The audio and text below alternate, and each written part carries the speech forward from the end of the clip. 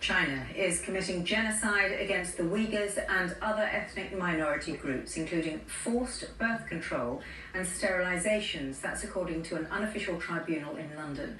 The hearings, which have no legal remit, claim China is trying to destroy the Uyghurs who live in the northwest of the country. Particularly shocking are allegations of organ harvesting, where organs are removed against people's will to be sold on the black market.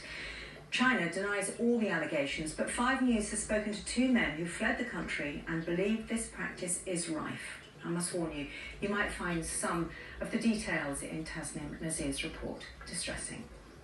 This is one of the alleged labour camps in Xinjiang, where human rights campaigners say Uyghurs have been arrested, detained and forced into slave labour just for being Muslim.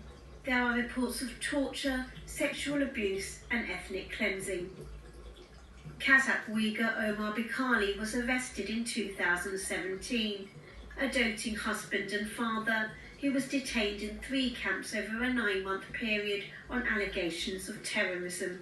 After being detained, the first thing we faced was torture. I was tortured for 4 days and nights. The torture was horrific. It included beating with steel and wire and beating with an electric stick, as well as other terrible things they did to me. The trauma of what happened still haunts him. He gave evidence of the atrocities he faced at the London Tribunal, where incidents of his organs being assessed for surgical removal was presented as evidence. The witness in all 3 camps was subject to extensive body examinations, where samples of blood and urine were taken, his organs were examined, his irises assessed. Omar told me more about what happened. One time they put a back hood on my head and then started to do all the examinations. They took off all of our clothes.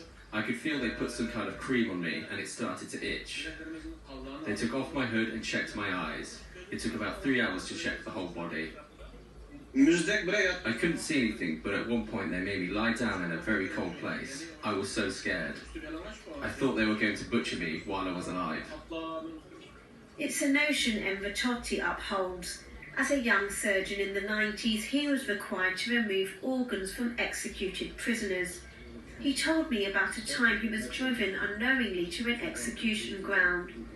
So we can see around 10 or more than 10, maybe 20, I don't know, executed prisoners lying down on the slope of the mountain. My chief surgeon briefed me and said, "Now it's your job to, as quick as possible, to remove his liver and the 2 kidneys."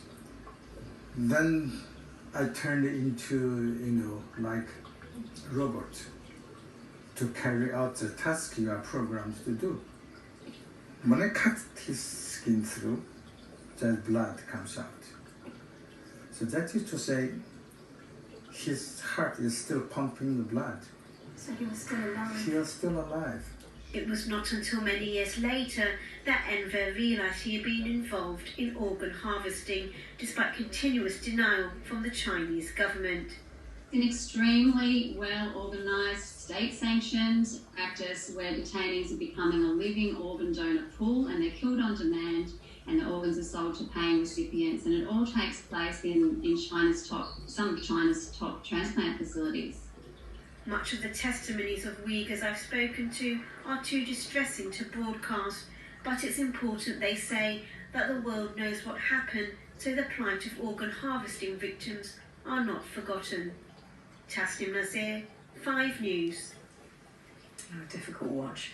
The Chinese government says today's ruling, though, has no credibility at all. It says it was made by liars using false statements and false evidence to smear China. That's the statement from